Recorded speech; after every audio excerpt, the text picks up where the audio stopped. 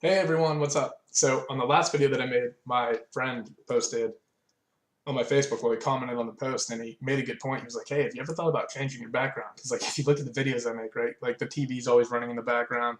There's like deer heads on the wall, like a fucking Hogwarts flag waving willy-nilly and stuff. And I was like, wow, that's actually a good point. Like if I'm going to sit down and record these, I might as well at least make them look somewhat legit, right? So I got my two little UFC posters, moved them up to my girlfriend's office. There's a fucking glare here, and I can't get rid of it. I was trying for like, oh my god, probably an hour to like get the angle right, and I finally got the angle on the camera, and then this glare popped up, and I was like, fuck it, I'm not fucking with it anymore. It was stressing me out too bad. But I bought like a new microphone, headphones, and stuff, and made myself a nice little white Russian too. Uh, but All right, so I don't even have a plan. I just got the stuff and wanted to get on and start talking about something. So let's talk about the fights this past weekend. Leon Edwards picked up a win over Peter Sabata in a really close fight. He got a TKO at 4 minutes and 59 seconds in the third round with 1 second left. And that's unique in itself, right? But the same thing happened on the prelims when Paul Craig did that, right? He got a submission, a triangle choke with 1 second left. And it's rare for it to happen in general. Like that hardly ever happens. But the odds of it happening twice on the same card are, I mean, they got to be next to none, right? That's got to be the only time it's ever happened that I can think of. Um, but big win for Leon Edwards. Back and forth fight. Fight you probably don't want to go to the judges, right? Like it could swing either way. He probably won the fight because I thought he dominated the third round pretty well. But with the way the judging was working, especially on the Tom Duke game, while I picked up a win over Tyrion Ware, that I didn't agree with at all. I'd have to go back and rewatch that. I should. Sometimes I mean, I bitch about judging a lot, but sometimes I jump the gun on it too quickly and get on their case. But I really thought that Tyrion Ware won that fight, and this goes back to there's a problem with judging, right? A lot of the guys, first off, who do the judging for MMA are old boxing heads who like don't really know what they're looking for, like what they're seeing, right? And some of the things that like I don't know if they really realize how like effective a leg kick is, or I also think they have like a more primitive view of the ground game, right? Like if you're on top, and they might just be giving it to you because you're on top. But what do you do if you got a guy like Tony Ferguson underneath you dropping elbows and stuff? Like how do you score that? Are you going to know to give Tony credit for the work that he's doing off the bottom if a guy's just sitting on top? Being on top doesn't always mean that you're winning a fight.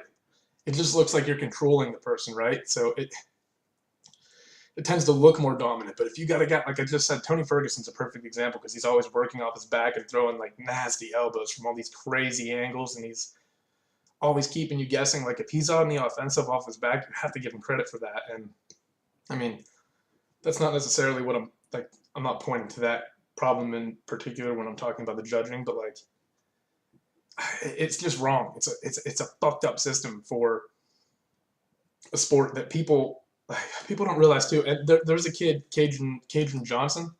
Is that his name? Do I have that right? Yeah, Cajun Johnson beat Stevie Ray in a split decision, and he was saying afterwards because the crowd was booing, and he's like, "You guys have no right to be booing." And then he blamed Dana White afterwards. He was like, "Guys like Dana want you to just go in there and start throwing leather around and just hoping for an exciting fight, right? Like hoping it works out. Like the fans are going to be pumped up, and like that's not every fight. Like every fight can't be like that." He had a very good point. You can't.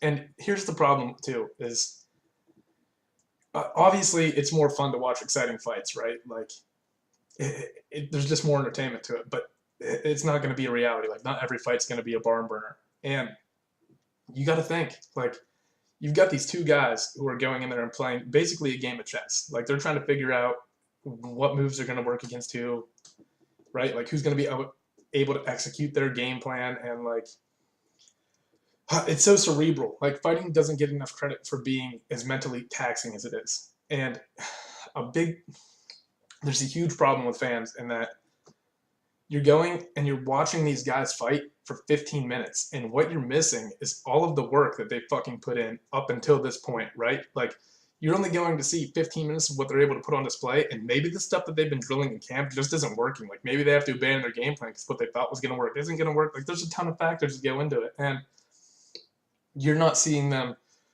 wake up at 5 in the morning every day and go hit pads, and then, you know what I mean, maybe rest for an hour or two and go back and hit the mats for jujitsu and then go to kickboxing. Like spar. Like, you're not seeing all the work that goes into it. And I don't think most people are able to comprehend what it takes to get to a high level in MMA. Because in reality, like, think about what you do on a day-to-day basis, right? Like, most of us go to work, we might do a workout or something throughout the day, right? But like, it's not,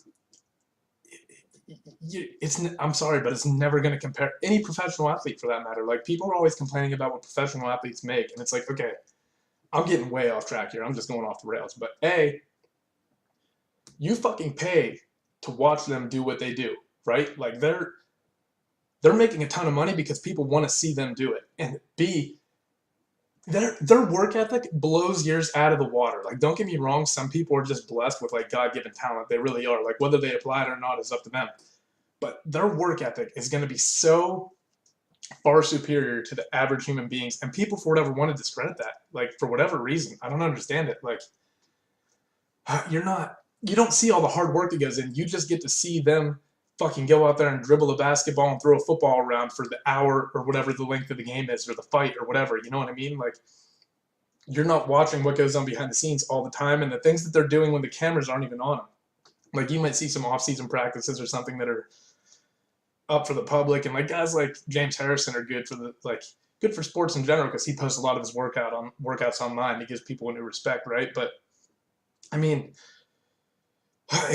it's not fair to criticize them for like wanting more money in a job that they are just like they put the work in, right? Like, they're willing to put work in that most human beings aren't willing to put in, and it's just a reality. Like, they work harder than you. Like, don't tell me that you have a fucking 8 to 5 job and you go home and you're spent like, you're not, the stuff that you're doing is not as hard as them. I'm sorry, it's not. Like,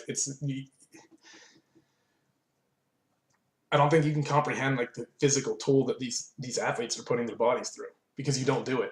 You know what I mean? And I think, like, think about how tired you get after a workout and after you do go to work for 8 hours a day. Now imagine fucking fighting for 8 hours a day. Imagine going and hitting pads and wrestling and jiu-jitsu, and then, you know what I mean? And then swimming for your cardio, throwing kettlebells. Like, that's what they do all day, every day, from the time they wake up to the time they go to fucking sleep. You'd be very hard pressed to find a job that is more mentally taxing, especially with the pressure put on these guys. And they're not making a lot of money to fight, right? Like, they might be, like, I think TJ Dillashaw, I might be wrong on this, but I think he made $25,000 to fight at UFC 200. 25,000. You're talking about one of the most elite fighters on planet Earth, and he's making $25,000 to show up and fight. He might have got more from like his win bonuses, but I think that's what his base pay was. Like, and if you follow that guy on Instagram, you get a small glimpse into what he's doing. Like, he'll be watching sports and stuff. He'll be like, "Oh, I'm watching like, what the fuck's his team? I don't know. Like, it's just the Raiders, or I think he likes the Raiders or something like that." And he's always riding the bike, and he's always on the treadmill, and he's always just doing something. And like, that's not most of our lives. And then we go in and criticize people based off a performance that we saw 15 minutes of. Like, give me a fucking break. You have no idea what these guys are going through. Most of us don't. And unless you've actually been in there and gone through that grind, then I don't think you have any fucking right to talk. I'm sorry. I'm going to offend people who are like working. I'm working class, right? I mean, I have a desk job. Granted, like, it's not like I go in. I've had manual labor jobs before. And what I do, obviously physically, like now, is easier than a manual labor job. Manual labor does suck. But I'm telling you, unless you have an extremely taxing job, you might be working different muscles than these guys, right? Like, I'm not saying you're not sore at the end of the day, but you're not putting in the work that they're putting in most of the time. There are probably some exceptions, and I don't mean to insult anyone, but like, quit criticizing these people based off of a 15-minute performance. Like, you're not seeing all the hard work that they're doing behind the curtains.